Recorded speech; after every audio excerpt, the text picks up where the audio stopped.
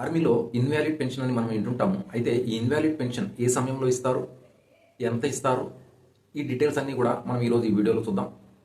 For example, ఒక సిపాయి రామ్ అనే ఒక వ్యక్తి ఉన్నాడు అనుకోండి. తను 3 సంవత్సరాల సర్వీసు. అయితే తను సెలవులో వచ్చినప్పుడు ఒక బైక్ యాక్సిడెంట్ జరిగింది. యాక్సిడెంట్ జరిగిన తర్వాత అతను ఆర్మీలో ఉద్యోగం చేయడానికి అన్ఫిట్ అని తెలిసింది. ఆ సమయంలో తనకి ఇన్వాలిడ్ అవుట్ చేయడానికి పూర్తిగా ఆ కార్వాయి అనేది జరుగుతుంది. అయితే ఈ కార్వాయిలో వారికి పెన్షన్ ఎంత వస్తుంది అంటే, లాస్ట్ డ్రాన్ పేమెంట్ అంటే 40,000 లాస్ట్ తను తీసుకున్న శాలరీ అయితే అందులోంచి 50% 20,000 ఇన్వాలిడ్ పెన్షన్ అనేది ఇవ్వడం జరుగుతుంది.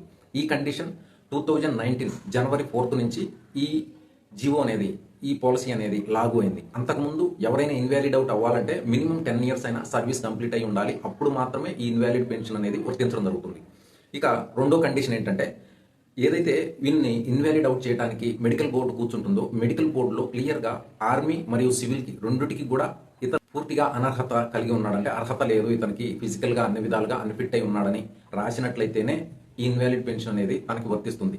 లేదు ఆర్మీలో తను అన్ఫిట్ కానీ సివిల్లో తను ఉద్యోగం చేసుకోవచ్చు అని మెన్షన్ చేసినట్లయితే తనకి ఇన్వాలిడ్ పెన్షన్ అనేది ఇవ్వటం జరగదు.